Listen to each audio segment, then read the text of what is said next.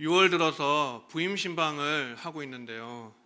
지금 한 70% 정도 진행을 했고 이제 한 주 정도 더 하면 이제 마무리가 될 것 같습니다.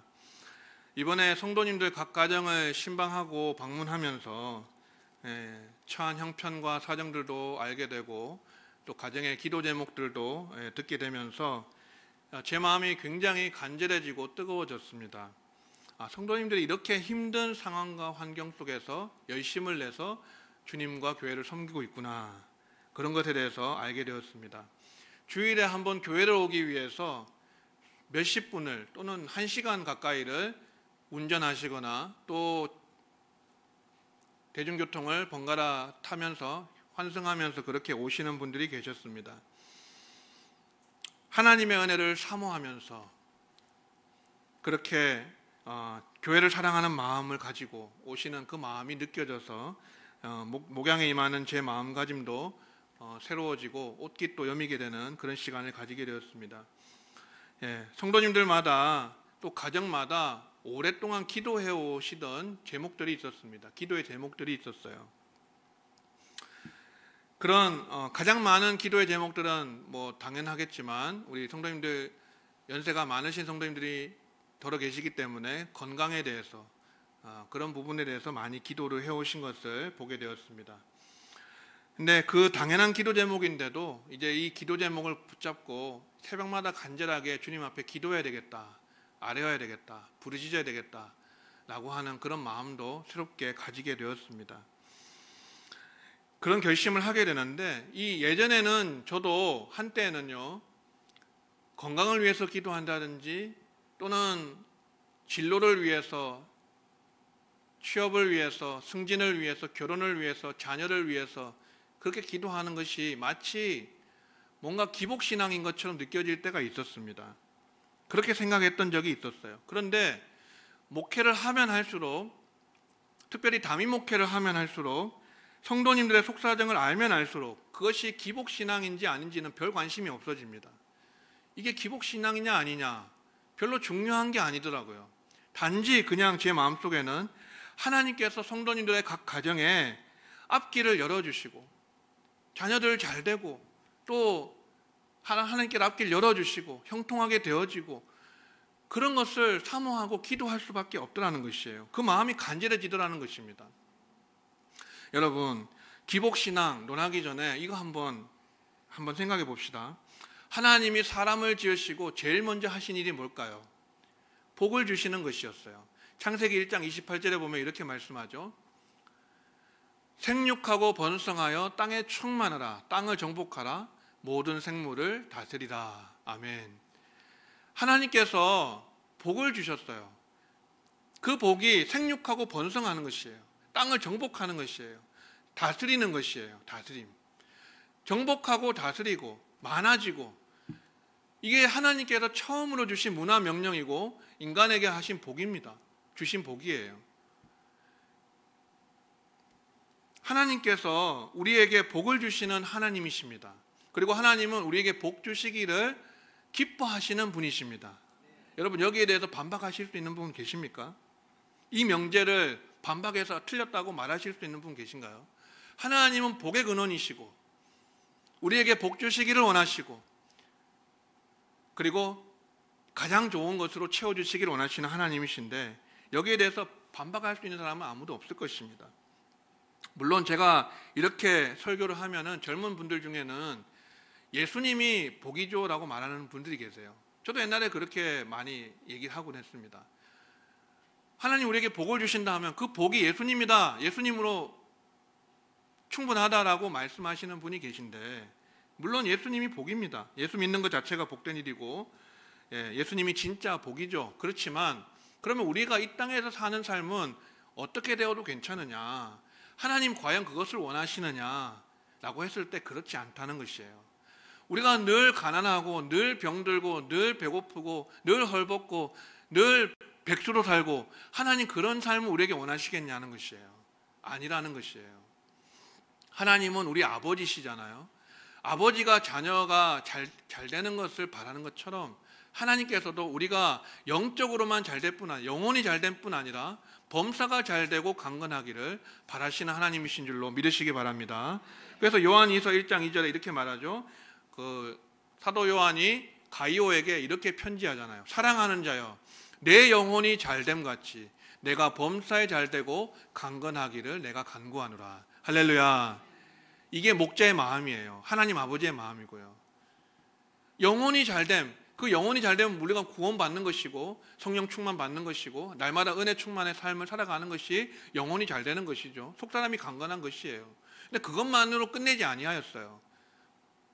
범사가 잘되고 우리가 하는 일이 잘되고 형통하게 되고 그리고 강건하기를 사도 요한은 가이오를 위해서 빌어주었다, 기도해 주었다라는 것입니다. 이게 목자의 마음이고, 목자가 성도를 위해서 기도할 때 당연히 이걸 기도할 수밖에 없습니다. 젊은 날에 제가 지금도 젊지만 젊은 날에 더 젊을 때 부목사 때는 너무나도 좀 비판적으로 생각하는 경향이 많았어요. 예수님이 복인데 뭘 다른 걸 구하느냐. 근데요, 성도님들 가정을 알면 알수록, 성도님들 사정을 알면 알수록, 기도하면 할수록, 목회를 하면 할수록 생각이 바뀌더라는 것이에요. 하나님께서 자녀들 잘 되기를 바라는 것 당연한 거 아니냐 하는 것이에요. 그래서 저는 새벽마다 여러분의 가정이 잘 되고 형통하기를, 그리고 여러분의 또 자녀손들이 잘 되고 믿음 안에서 형통한 길 걷기를, 그래서 영혼이 잘 되고 범사가 잘 되고 강건케 되어지는, 저는 그저께도 고봉기 장로님 신방을 하고 왔는데요, 장로님이 아주 노쇠해지셔서 일어서지 못하시고 휠체어에 의지하고 계시고 또 드시지를 못해서 그 기억력이 다 사라지셔서 씹고 걷는 이런 기억이 다 없어져서 이렇게 못하신다 하더라고요. 근데 제가 소원하는 게 뭐예요? 안 될 줄 알지만, 어려울 줄 알지만 제가 간절히 기도하는 건 뭡니까?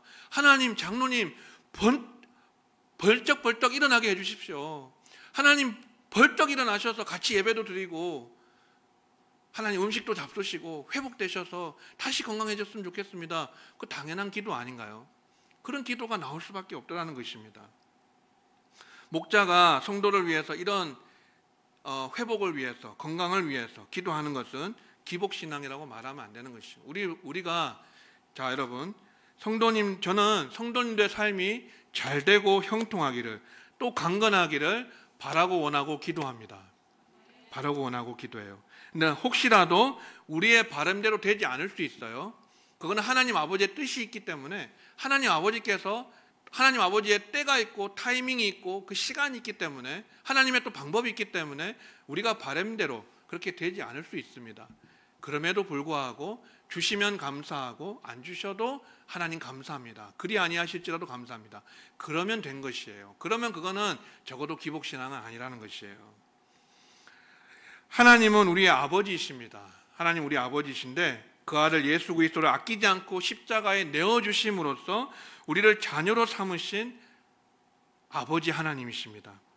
하나님 아버지가 우리를 얼마나 사랑하시는지 우리가 알 필요가 있습니다. 여러분, 하나님 아버지가 여러분 얼마나 사랑하는지 아십니까? 아들 하나밖에 없는 아들을 내어주시기까지 사랑하셨어요.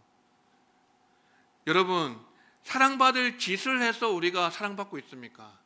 아니면 그게 아니죠. 하나님 아버지의 사랑은 우리가 아직 죄인 되었을 때, 우리가 아직 연약할 때, 우리가 아직 경건하지 아니할 때 사랑하신 그 사랑이에요. 그래서 로마서 5장에 보면 6절에서 8절까지 이런 말씀이 있습니다. 우리가 아직 연약할 때 기약대로 그리스도께서 경건하지 않은 자를 위하여 죽으셨도다. 의인을 위하여 죽는 자가 쉽지 않고 선인을 위하여 용감히 죽는 자가 혹 있거니와, 우리가 아직 죄인 되었을 때 그리스도께서 우리를 위하여 죽으심으로 하나님께서 우리에 대한 자기의 사랑을 확증하셨느니라. 아멘. 여러분, 하나님 아버지의 사랑은, 그 사랑의 시점이 언제입니까? 우리가 아직 연약할 때, 우리가 아직 죄인 되었을 때, 경건하지 않을 때, 그때 사랑하신 거예요. 그러니까 우리가 사랑받을 짓을 해서 잘해서 사랑받는 게 아니고, 하나님은 처음부터 우리를 사랑하신 것이에요. 구원받기 이전에도, 세상에서 우리가 죄악 가운데 첨벙거리며 살아갈 때에도 하나님은 우리를 끔찍하게 너무나 사랑하셔서 하나밖에 없는 독생자를 십자가의 제단에 내어주셨다는 사실입니다. 여러분, 이 사랑을요 날마다 여러분 받으시고 경험하시고 누리셔야 돼요. 찬양 가사에 그런 가사 있잖아요. 내가 연약할수록 더 귀히 여기사, 내가 연약할수록 그때가 더 하나님의 사랑이 클 때입니다. 우리가 잘해서가 아니고 예쁜 짓을 해서가 아니라 하나님께서는 우리가 연약할 때, 죄인 되었을 때, 경건하지 아니할 때에 하나님께서 독생자를 십자가에 내어주심으로 자기의 사랑을 확증하신 그 사랑을 우리가 날마다 받고 누리고 체험하는 그런 우리 모두가 되시기를 주의 이름으로 축원합니다. 연약하고 허물 많은 우리를 그토록 사랑하시는 하나님 아버지의 그 사랑을 날마다 받으셔야 돼요. 날마다 누리셔야 돼요. 날마다 여러분 그 안에 거하셔야 됩니다. 하나님 아버지가 우리를 그토록 사랑하신다는 것을 확신한다면 우리는 또한 이것도 확신할 수 있습니다. 로마서 8장 32절, 자기 아들을 아끼지 아니하시고 우리 모든 사람을 위하여 내주시니가 어찌 그 아들과 함께 모든 것을 우리에게 주시지 아니하겠느냐. 아멘. 하나님 아버지가 그 아들 예수 그리스도와 함께 우리에게 모든 것을 안 주실 것이 없다는 것이죠. 다 주시기를 원하신다. 좋은 것이라는 것은 다 주기를 원하시는 것이 하나님 아버지의 마음이시라는 것입니다. 그래서 세상의 아버지도 아들이 떡을 달라 하는데 돌을 줄 사람이 없다는 것이죠. 생선을 달라고 하는데 뱀을 줄 그런 부모가 없다라는 것입니다. 악한 자라도 그리하는데 하물며 하늘에 계신 너희 아버지께서 너희가 구하는 것에 좋은 것으로 주시지 않겠느냐. 하나님은 좋은 것 주시기를 원하시고 우리에게 가장 좋은 것 주시기를 원하시는 그런 좋으신 하나님 아버지이신 줄을 믿으시기 바랍니다.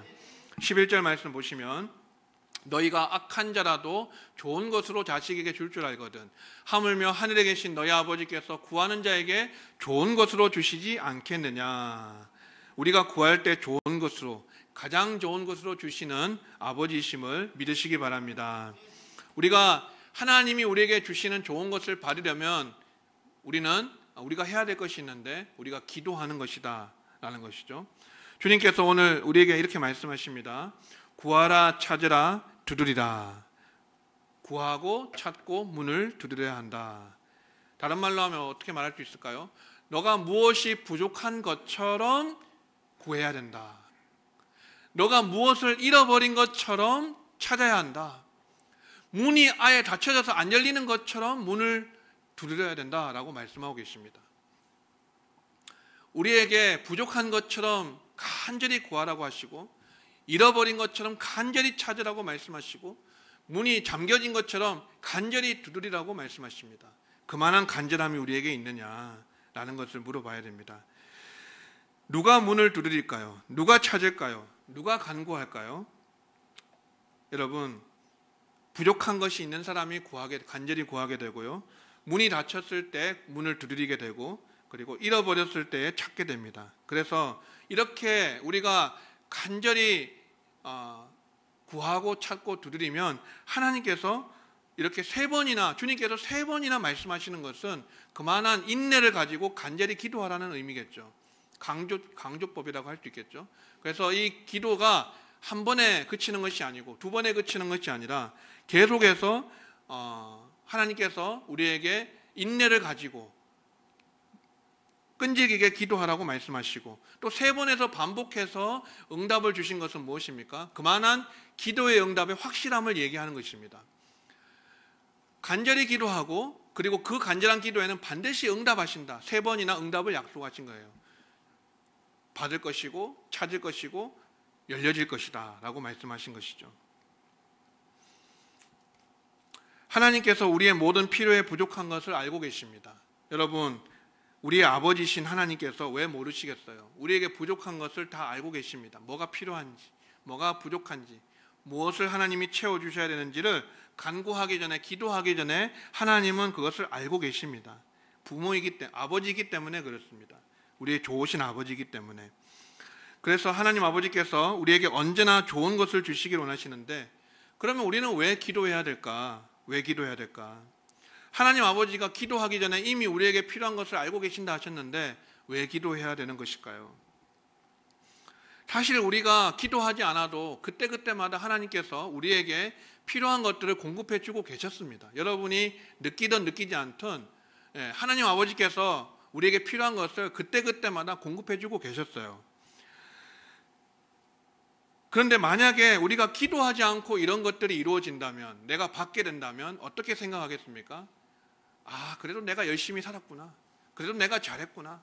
내가 그래도 뭔가를 성실하게 해서 이것이 내게 결과물로 인과응보적인 관점에서 볼 때 원인 없는 결과가 없듯이 내가 열심히 해서 이것을 얻어낸 것이구나 라고 생각하는 경향들이 있을 것입니다. 예. 그러나 반대로 우리가 기도하고 간절히 구하고 찾고 문을 두드려서 그 인내의 응답으로 하나님께 받게 된다면 하나님께 어떻게 생각하게 될까요? 아, 하나님이 내게 이 좋은 것을 주셨다. 하나님께서 내게 필요한 것마다 그 필요할 때마다 적절하게 채워주시고 공급해 주시고 그렇게 내려주셨다라고 하나님의 은혜를 우리가 생각하고 감사와 영광을 하나님께 돌리게 된다는 사실입니다. 그래서 전자가 되면은, 전자라는 것은 우리가 기도하지 않고 응답받았을 때 그것은 우리를 교만하게 만들 수 있습니다. 아, 우리가 이렇게 해서 이렇게 되었다. 그러나 후자는 우리가 기도했을 때 하나님의 응답으로 받게 된다면 하나님께 앞에서 우리가 겸손하게 하나님을 높이게 되고 우리는 더욱더 기도의 자리로, 겸손한 자리로 나아갈 수 있게 된다는 것이에요. 그리고 더 신앙이 자라고 성숙하게 되고 더욱더 하나님을 의지하게 되는 성도가 되어지는 것입니다.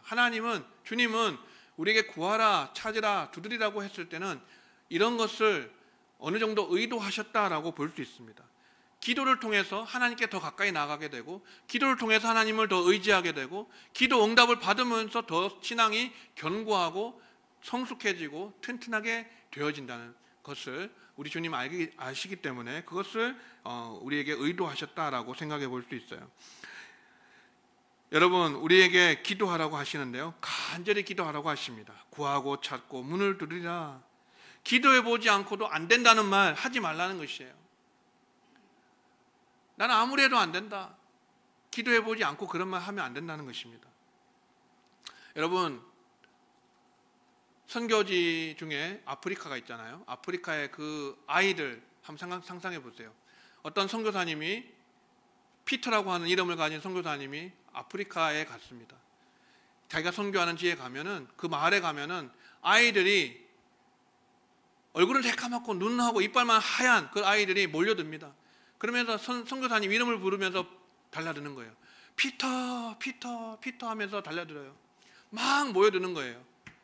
그 선교사님의 이름을 피터, 피터, 피터라고 부를 때 선교사님이 무슨 생각을 하는지 아십니까? 이 피터라는 선교사님은, 아, 그래, 이 아이들에게 지금 신발이 없지. 내가 이 아이들에게 신발을 사서 신겨줘야 되겠다 라는 생각을 합니다. 피터, 피터, 피터를 부르면서 몰려들면 이 선교사님이 무슨 생각을 할까요? 아, 이 아이들에게 학교가 없지. 내가 학교를 지어줘야 되겠다. 그런 생각을 한다는 것이죠.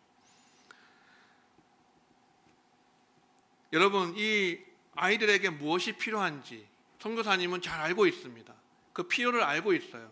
그래서 그 선교사님의 이름을 부르는 것만으로도 이 선교사님은 이 아이들에게 필요한 것을 공급해주고 채워주려고 마음을 먹으신다는 것이죠. 하나님 아버지의 마음도 그와 같지 않느냐 하는 것이에요. 우리가 주여라고 한번 부르면, 주님을 찾고 부르면 하나님 우리에게 뭐가 필요한지, 무엇을 채워줘야 되는지를 다 이미 알고 계신다는 것이에요.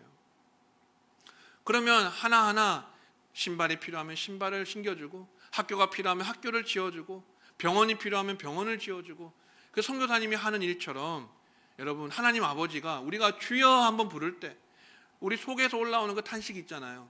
하나님 앞에 간구하는 그 간구, 주여라고 부르고 주님을 찾을 때 하나님은 우리에게 필요한 것을 채워주시고 공급해 주시는 좋으신 하나님이시라는 것입니다. 근데 우리가 주여 부르지 않고 기도하지 않고 하나님께 응답받기를 원한다면 그건 뭔가 앞뒤가 안 맞는 거 아니냐라고 하는 것이에요. 여러분, 에스겔서 36장 35절에서 37절에 보면 이런 말씀이 있습니다. 너희 사방에 남은 이방 사람이 나 여호와가 무너진 곳을 건축하여 황폐한 자리에 심은 줄을 알리니 나 여호와가 말하였으니 이루리라. 그래도 이스라엘 족속이 이같이 자기들에게 이루어주기를 내게 구하여야 할지라. 아멘. 하나님께서 에스겔 선지자를 통해서 말씀하시는 것은 이미 하나님께서 이 뜻을, 계획을 가지시고 이루어 주실 것이다. 내가 말했으니 이루어질 것이다. 너희 사방에 남은 이방 사람이 무너진 곳을 건축하여 하나님이 황폐한 자리에 심은 줄을 알 것이다. 그러나 내가 그렇게 할 것이라도 이스라엘 족속이 내게 그렇게 이루어 주기를 구해야 될 것이다 라고 말씀하십니다. 기도해야 될 것이다. 하나님은 하나님의 일을 하실 것이지만 하나님은 당신의 계획대로, 당신의 뜻대로 그것을 다 이루고 성취하실 것이지만 우리가 해야 될 일이 있다는 것이에요. 이스라엘 족속이 해야 될 일이 있다는 것이에요. 그건 바로 기도하는 일입니다. 우리가 간구하는 것입니다. 하나님께 그렇게 이루어 주기를 우리가 기도하고 구해야 할 것이다 라고 말씀하고 계십니다. 하나님, 나한테는 왜 아무것도 안 해주십니까? 라고 묻기 전에 우리가 하나님께 얼마나 간절히 구하고 찾고 문을 두드리고 기도했는지를 돌아봐야 한다는 것입니다. 자, 그러면 우리가 구하면 무조건 주시느냐, 찾으면 무조건 찾아낼 수 있느냐, 문을 두드리면 무조건 문이 열리느냐, 그건 아니라는 것이죠.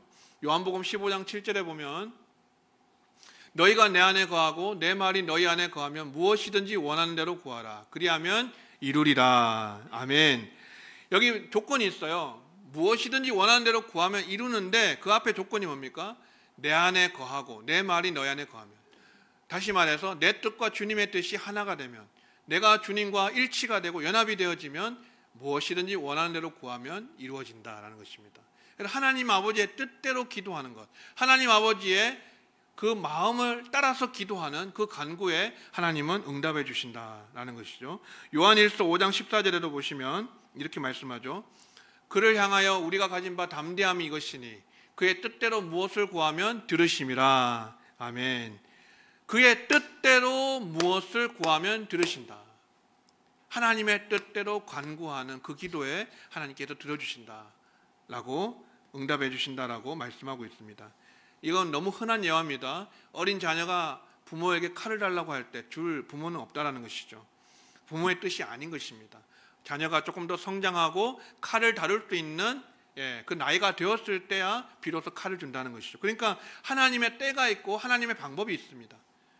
우리가 간구하는 것에 대해서 하나님의 뜻과 맞을 때 하나님의 때에 하나님의 방법대로 우리에게 응답해 주시는 그런 은혜들이 있다는 것이에요. 그래서 우리는 간절히 기도하되 하나님의 뜻대로, 뜻을 따라서 간절히 기도해야 된다고 하는 것이에요.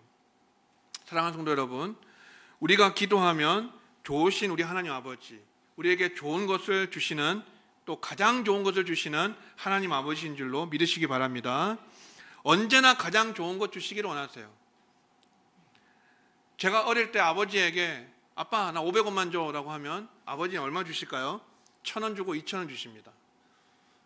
아버지는 자녀에게 필요한 것을 잘 알기 때문에 덤으로 더 주는 게 있어요. 우리 아버지, 제 아버지의 마음만 그런 것이 아니고 하나님 아버지의 마음도 그렇다는 것이에요. 간절히 기도하는 우리에게 구하는 것보다 더 좋은 것, 최고로 좋은 것, 가장 좋은 것을 주시는 하나님 아버지이십니다. 이 세상의 아버지도 아까 말씀드렸지만 아들이 떡을 달라 할 때 돌을 주고 생선을 달라 할 때 뱀을 줄 아버지가 없는 것처럼 하나님 아버지가 하물며 하나님 아버지께서 우리에게 좋은 것으로 주시지 않겠느냐라고 11절에 말씀하잖아요. 그런데 이 말씀이 누가복음 11장 13절 평행 본문에 보면은 이 말씀이 이렇게 되어 있습니다. 아버지께서 구하는 자에게 성령을 주시지 않겠느냐. 성령을 주시지 않겠느냐. 여러분 좀 색다르죠? 마태는 똑같은 이야기를 좋은 것으로 주시지 않겠느냐라고 했고 누가는 성령을 주시지 않겠느냐라고 그렇게 말했습니다. 그래서 이 두 본문을 좋아하면 우리가 바라는 가장 좋은 것과 하나님이 우리에게 주시고자 하는 가장 좋은 것이 조금 상이할 수 있다는 것을 우리가 생각해 볼 수 있습니다.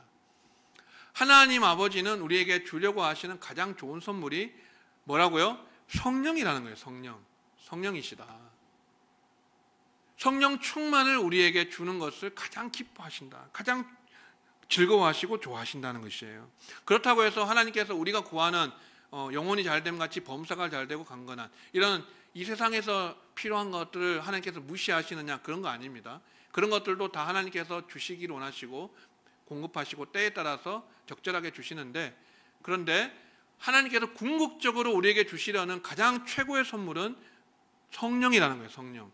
성령 충만이라는 것이에요.